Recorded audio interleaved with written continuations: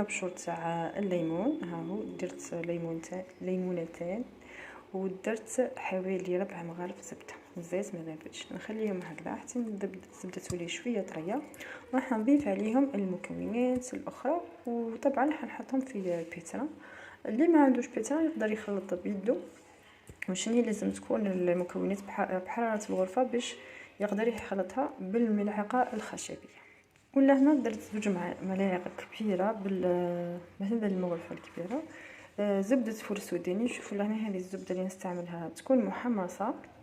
وطبعا ننتبهوا لكميه الملح اللي فيها، كيولي فيها مضاف الملح مانيش راح نديروا الملح في البسكويت هذا. ايضا راح نزيد دبس الرمان. تقدروا تستعملوا دبس التمر او دبس الخروب. دبس الخروب فيه ذوق يميل الى الشوكولا.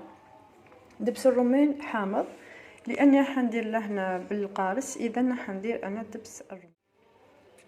هذا دبس الرمان يكون محمر قليلا والذوق تاعو حامض.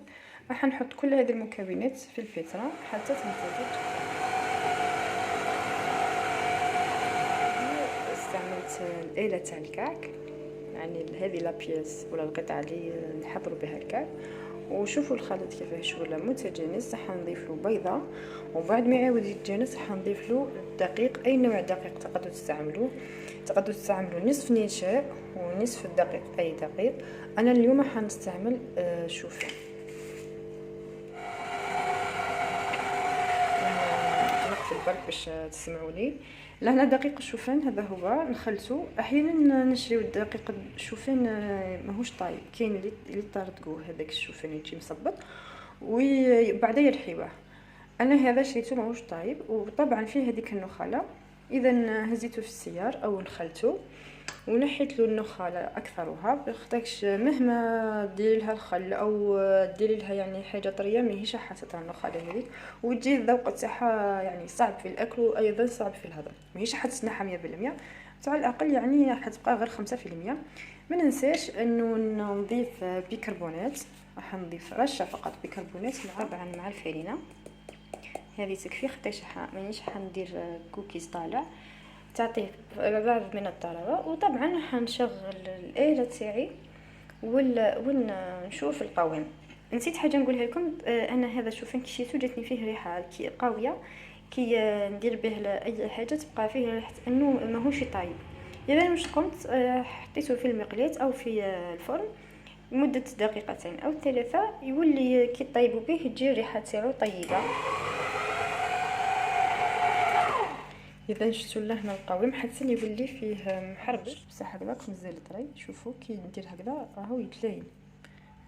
شوفوا ها هو المكون الاخير اللي حنضيفوا 2 ملعقتين من الماء البارد. مهما يكون انه هذا طحين، يعني لازم نمدوا له حاجه يتشربها، خاطرش المكونات اللي درناهم كامل من قبل زيتيه. المكونات الزيتيه هذو من جهه مفيدين طبعا، انها زيوت مفيده، ومن جهه رايحه تلاقي من العجينه اللي ما فيهاش الجلوتين. لي فارين اللي حنا نديرو فيهم او انواع الطحين اللي انا نديرو فيهم لهنا الطبيعيين يعني مفيدين وصحيين، ما يكونش فيهم نسبه عاليه من الجلوتين، يسمى ما همش راح يترابطوا في بعضهم بعد الطبخ. احنا نديرو ديما الحوايج اللي يكونوا يلصقوهم. بعد ما اضفت 5 ملاعق من الماء، هذا هو القوام. تشوفوا بلي راهو تماسك. نبدا نخدم به. راح نديرو فوق في القلايه الهوائيه فوق الشبكه هذه. طبعا راح نطهي كل جانب 10 إلى 8 دقائق. لهنا نقلبوا، لهنا نشوفوا تلاحظوا معايا كي نقلب تشوفوا اللي يبرقوا هذوك هما النخاله اللي قلت لكم عليها. المهم هذا هو الكعك اللي درته. شوفوا كيفاش جا. طبعا جا رائع. افضل حاجه لهنا هي الرائحه اللي فيه.